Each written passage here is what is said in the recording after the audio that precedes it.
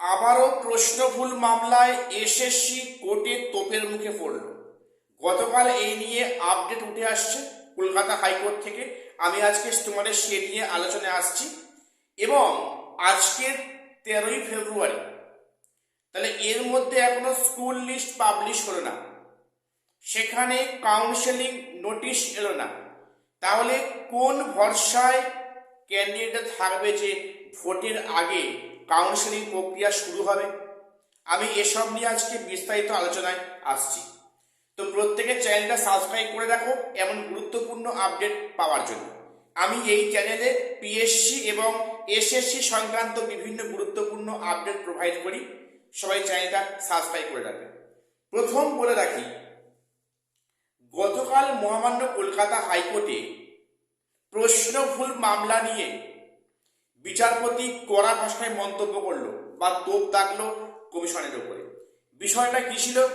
তোমরা জানো যে কয়েক সপ্তাহ আগে একটা বিষয় প্রকাশ্যে আসে যে এক্সপার্ট কমিটি দিয়ে যে প্রশ্ন ভুলগুলো যে সংশোধন করা হয়েছিল, সেখানে নাকি যারা অ্যাপ্লাই করেছিল উইথ রেফারেন্স, সেই রেফারেন্স নাকি এক্সপার্ট কমিটিকে প্রোভাইড করা হয়নি। অর্থাৎ এক্সপার্ট কমিটি তাদের মতো করে অ্যান্সার করে বেরিয়ে গেছে। এটা কোর্ট রুমে প্রমাণিত হয়েছে এবং সেখানে গতকাল যে শুনানি হয় কলকাতা হাইকোর্টে, সেখানে পিটিশনারের পক্ষ থেকে বলা হয় যে যেহেতু এই এক্সপার্ট কমিটি তাদের রেফারেন্সগুলো দেখেনি, না দেখেই তারা উত্তর করে সলভ করেছে এবং সেক্ষেত্রে পুনরায় নতুন করে এক্সপার্ট কমিটি বসানো হোক এবং সেখানে প্রশ্ন ভুল বিষয়গুলো পুনরায় খতিয়ে দেখা হোক। কারণ তার মধ্যে অনেকে আছে 1 নাম্বারের জন্য তারা কিন্তু হচ্ছে কি প্যানেলে আসতে পারেনি, বা 1 নাম্বারের জন্য তারা কিন্তু ডাক পায়নি, ইত্যাদি নানা বিষয়ে প্রশ্ন জাগে। দেখো, এটা কমিশন কি ইচ্ছা করে করছে না? সেখানে ক্যান্ডিডেটের কাছ থেকে একটা নির্দিষ্ট ফিজ নিয়েছে, অ্যাটলিস্ট 2 কি 3টে সেখানে রেফারেন্স নিয়েছে। তাহলে এক্সপার্ট কমিটিকে সে রেফারেন্সগুলো কেন দেখানো হবে না বা কেন দেখায় না? বা তার চেয়েও মারাত্মক প্রশ্ন, একটা টিচার নিয়োগ পরীক্ষায় কি করে এই ধরনের কন্ট্রোভার্সি কোশ্চেন দেয়, যার প্রশ্ন যা উত্তর 4টে অপশনের মধ্যে একটাও হবে না, সেখানে যারা অ্যাটেন্ড করেছে নাম্বার পেয়েছে, বা সেখানে উত্তর 1 হওয়া উচিত সেখানে কমিশন ভুল উত্তর শো করছে। এগুলো কেন আসবে? এটা কি পরীক্ষা নিয়ে ছেলেখেলা হচ্ছে নাকি? একটা চাকরির পরীক্ষা, শিক্ষক নিয়োগ পরীক্ষা, সেখানে প্রশ্ন ভুল থাকবে। তাহলে যারা কোশ্চেনগুলো ফ্রেম করলো তারা কি আদৌ ওই সাবজেক্টের নয়? এখন সে নিয়ে নানা প্রশ্ন উঠছে, ওটা স্বাভাবিক। তো এবারে বিচারপতি এটা শুনলেন এবং রীতিমতো ধমক দিয়ে কমিশনকে বললেন আগামী পরের ডেটের মধ্যে আর কি সেখানে কমিশনকে হলফনামা জমা দিতে হবে যে কমিশন কি ভাবছে এটা নিয়ে। এর পরবর্তী ডেট পড়েছে মার্চের 10 তারিখ। 10ই মার্চে পরবর্তী শুনানির ডেট পড়েছে। তার মধ্যে কমিশন কি বক্তব্য রাখে এবং সেখানে কমিশনের তরফ থেকে বলা হয় যে প্রয়োজনে পুনরায় এক্সপার্ট কমিটি বসানো হবে। এখানে একটা বিষয় একটু খেয়াল রাখো। মনে করো পরবর্তী শুনানির ডেট পড়েছে কোথায়? 10ই মার্চে।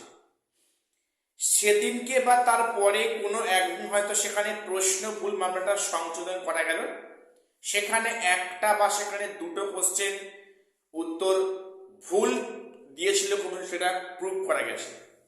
তাহলে সেক্ষেত্রে এই একাদশ দ্বাদশের যে নিয়োগ প্রক্রিয়া পায় শেষের পথে, 9, 10 সেখানে ভেরিফাইড লিস্ট মোটামুটি কল ফর ভেরিফাইড দিয়ে দিয়েছে।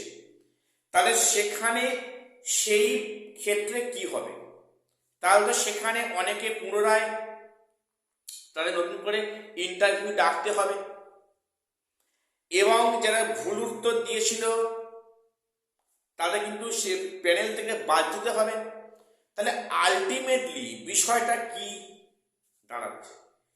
এত যে ডিলে হচ্ছে বিষয়টা, এত সেখানে ডিলে হচ্ছে, সেখানে যে যদি কোনো একটা ফয়সালা আসে তাহলে তাহলে পরবর্তী ক্ষেত্রে এর কারেকশনের জায়গাটা কোথায় আছে? সেখানে কি পুনরায় নতুন করে ইন্টারভিউ নেওয়া হবে? আমি জানি না কি হচ্ছে। এবং যে 10 মার্কস নিয়ে যে মামলাগুলো যে পিছিয়ে যাচ্ছে, তারিখ পে তারিখ হচ্ছে, কবে একটা ডিসিশন হবে, কবে সেই প্যানেল কারেকশন হবে? সত্যি মানে বিষয়টা কিন্তু একে একে প্যাচে জড়িয়ে পড়ছে। আসলে কোথায় মনে হচ্ছে এটা একটা প্রি প্ল্যান। এই ফাঁকগুলো রাখা হবে, এই ফাঁকগুলোর মধ্যে কিন্তু সেখানে ক্যান্ডিডেটরা কোর্ট কেস করবে, বিষয়টা পুরো ঘেটে ঘ হয়ে যাবে। এছাড়া কোনো ভিন্ন উপায় আমি দেখছি না। সেখানে যারা এক্সপার্ট কমিটি বসলেন, শুনলাম সেখানে নাকি মানে অন্য জায়গা থেকে এক্সপার্ট আনা হয়েছে। তাহলে সেখানে এক্সপার্ট কমিটি সেখানে কি অ্যান্সার প্রোভাইড করলো, যেটা এখনো ডাউটের মধ্যে আছে। সেখানে ক্যান্ডিডেটটা স্যাঙ্গুইন বা শিওর যে এটা ভুল রয়েছে, তাই তারা চ্যালেঞ্জ এখনো অবধি কন্টিনিউ করছে। আসলে না সমস্ত বিষয়গুলো সত্যি খুব ধোঁয়াশার মধ্যে পড়ে যাচ্ছে। জানি না এই পরীক্ষার মানে এই যে প্রক্রিয়া, এই নিয়োগ প্রক্রিয়ায় আগামী ভবিষ্যৎটা কি দাঁড়াবে। 31শে অগস্টের আগে আদৌ নিয়োগ হবে তো? খুব সন্দেহ আছে। এবারে আজকে তো 13ই ফেব্রুয়ারি, এখনো স্কুল লিস্ট এলো না। সেখানে স্কুল লিস্ট পেয়েছে প্রায় 1 সপ্তাহ হতে চলল। কমিশন এখনো সেগুলো মানে রিভিউ করছে, যাতে করে কাউন্সেলিং এর পরে স্কুল জয়েনিং এর ক্ষেত্রে স্টুডেন্টদের কোনো সমস্যা না হয়। খুব ভালো কথা। তাহলে স্কুল লিস্টটা কবে নাগাদ পাবলিশ হবে এবং সেখানে সেখানে কাউন্সেলিং বিজ্ঞপ্তি কবে আসবে, ইন্টিমেশন লেটার ডাউনলোড কবে হবে? আবার যেটা শুনছি যে 28শে ফেব্রুয়ারি কিন্তু এখানে ফাইনাল ভোটার লিস্ট প্রকাশিত করবে মানে নির্বাচন কমিশন, এবং মার্চের প্রথম থেকে একদম প্রথমে সেখানে তো ভোট ডিক্লেয়ার হয়ে যাবে। যদিও হয়তো ভোট প্রক্রিয়ার সঙ্গে এই প্রক্রিয়া কোনো সম্পর্ক নেই, এটা অনগোয়িং প্রসেস, তা হলেও ভোটের সময় বিভিন্ন অফিসারে বিভিন্ন কাজে যুক্ত থাকবে। সেখানে এই কাউন্সেলিং প্রক্রিয়া আদৌ সম্ভব হবে কিনা এখন সে নিয়ে নানা প্রশ্ন উঠছে। দেখো এখানে পরীক্ষা পাস করেও স্টুডেন্টরা টেনশনে আছে কি হবে না হবে। মানে বিষয়টা কিন্তু একদম পুরো মানে খুবই একটা খারাপ অবস্থায় গিয়েছে। এই প্যানেলের আদৌ ভবিষ্যৎ কি? হ্যাঁ, এই নিয়োগ প্রক্রিয়া আদৌ কবে সম্পন্ন হবে এ নিয়ে কিন্তু নানা প্রশ্নচিহ্ন রয়েই যাচ্ছে। যাই হোক, আরেকটা বললাম কি, আজকে একটি হাইকোর্টে গুরুত্বপূর্ণ মামলার শুনানি আছে, প্রত্যেকে সেদিকে নজর দেখো। সবাই চ্যানেলটা সাবস্ক্রাইব করে রাখো ঠিক সময় মতো আপডেট সবার আগে পাওয়ার জন্য। আর শেষ করছি, দেখা হচ্ছে পরে কোনো ভিডিওতে।